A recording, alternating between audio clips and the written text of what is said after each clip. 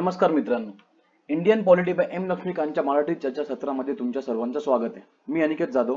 मी 2016 पासून UPSC civil सर्व्हिसेसचा अभ्यास करतोय। 2017 पासून मी एज्युकेटर आहे। 2019 नंतर मी ऑनलाईन एज्युकेशन मध्ये एंट्री केली आहे। तुम्ही मला फॉलो करू शकता माझ्या YouTube channel the brain trainer वर। माझं इंस्टाग्राम हँडल आहे द ब्रेन ट्रेनर, तुम्ही आयडी पाहू शकता। तुम्ही माझ्या टेलिग्राम चॅनलला सुद्धा जॉईन करू शकता, ज्याचं नाव आहे द ब्रेन ट्रेनर।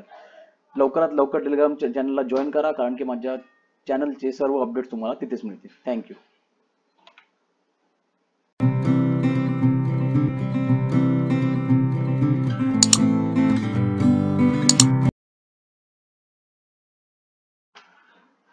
चला तर आज आपण पाहणार आहोत गव्हर्नमेंट ऑफ इंडिया ऍक्ट 1935, 1935 चा गव्हर्नमेंट ऑफ इंडिया ऍक्ट।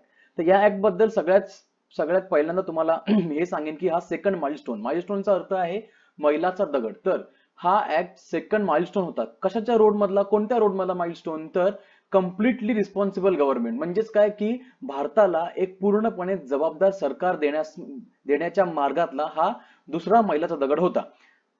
यामध्ये 321 सेक्शन होते, 10 शेड्यूल्स होते। ठीक आहे, ही ह्याची एक बेसिक माहिती।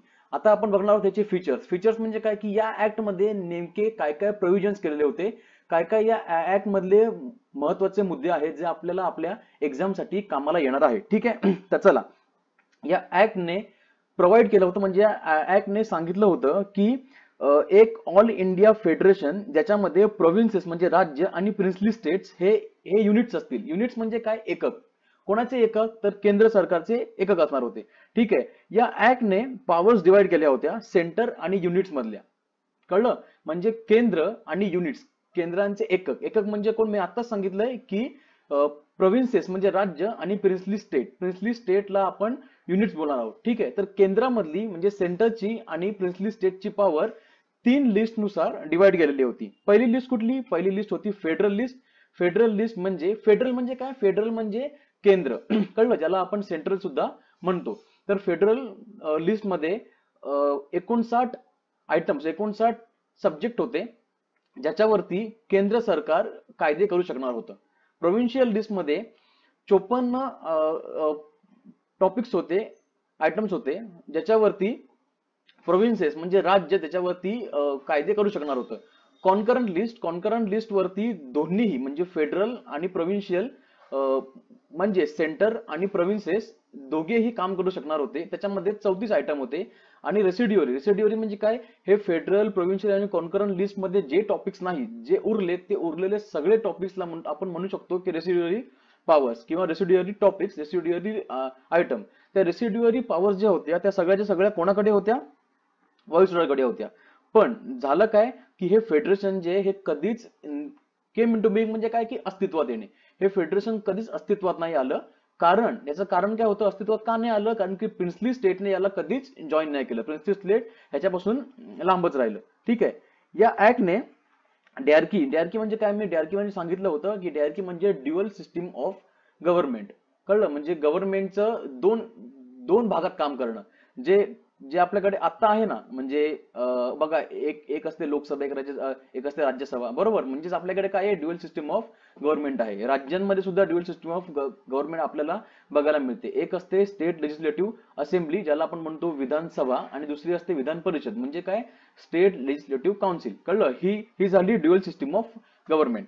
तशीच ह्यांनी ह्यांनी अबॉलिश केली म्हणजे नष्ट केली, आणि त्याच्या ऐवजी प्रोव्हिन्शियल ऑटोनॉमी म्हणजे काय?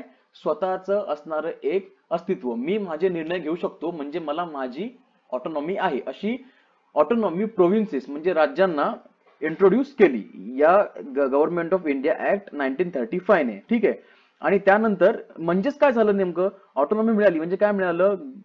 गव्हर्नर आता मिनिस्टरच्या ऍडवाइस वरती काम करणार होता। गव्हर्नरला आता त्याचे म्हणजे मला जे वाटेल ते शासन असा अधिकार गव्हर्नरला राहिला नव्हता। त्याला मिनिस्टर्सच्या सल्ल्याने, मिनिस्टरच्या ऍडवाइसने आता काम करावं लागणार होतं। झालं काय?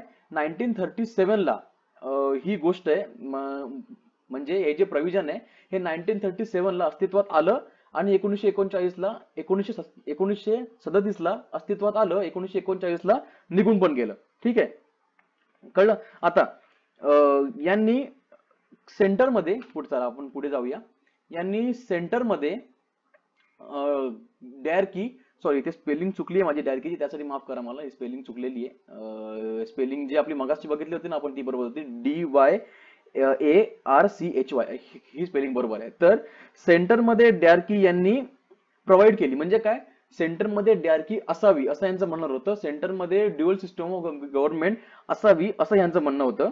आणि फेडरल सब्जेक्ट जे होते म्हणजे जे सब्जेक्ट केंद्राचे सब्जेक्ट जे होते ते केंद्राचे सब्जेक्ट यांनी दोन भागात डिवाइड केले. एक होते रिझर्व, दुसरे होते ट्रान्सफर. रिझर्व आणि ट्रान्सफर सब्जेक्ट काय आहेत हा तुमचा आजचा होमवर्क आहे, कारण की रिझर्व आणि ट्रान्सफर सब्जेक्ट बद्दल आपण याआधी सुद्धा बोललो आहे मागच्या एका ऍक्ट मध्ये.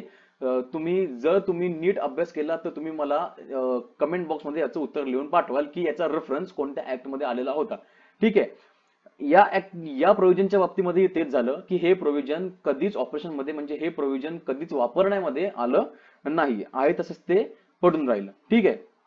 आता यांनी 11 पैकी 6 प्रोव्हिन्सेस, 11 पैकी 6 राज्यामध्ये यांनी बाय कॅमेरलिझम इंट्रोड्यूस केलं. ती राज्य कोणती तर बेंगॉल, बॉम्बे, मद्रास, बिहार, आसाम आणि युनायटेड प्रोव्हिन्स म्हणजे आत्ताचं उत्तर प्रदेश. कळलं, युपी, तेव्हा युपी होता, आता युपीच आहे. इथे ह्यांनी बाय कॅमेरल लेजिस्लेचर जे आहे ते इंट्रोड्यूस केलं. मी मगाशी तुम्हाला सांगितलं होतं की बाय कॅमेरल म्हणजे काय असतं. लेजिस्लेटिव्ह काउन्सिल म्हणजे अप्पर हाऊस आणि लेजिस्लेटिव्ह असेंब्ली म्हणजे लोअर हाऊस, हे त्यांनी इंट्रोड्यूस केलेलं होतं. ठीक आहे.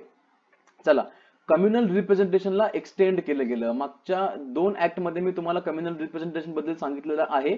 मागच्या एका ऍक्ट मध्ये आपण आपण मागच्या एक ऍक्ट मध्ये कम्युनल रिप्रेझेंटेशन म्हणजे काय असतं याच्यावरती सेपरेट व्हिडिओ घेतला होता आणि मी तुम्हाला सांगितलं पण आहे की कम्युनल रिप्रेझेंटेशन याच्या आधी कधी कधी इंट्रोड्यूस झालेलं होतं आणि इंट्रोड्यूस झाल्यानंतर कधी ते एक्सटेंड करत गेले होते ब्रिटिशर्स. ठीक आहे. 1909 ला पहिल्यांदा आलं, 1919 ला, आणि त्यानंतर सायमन कमिशन मध्ये परत थोडासा त्याचा रेफरन्स आलेला आहे.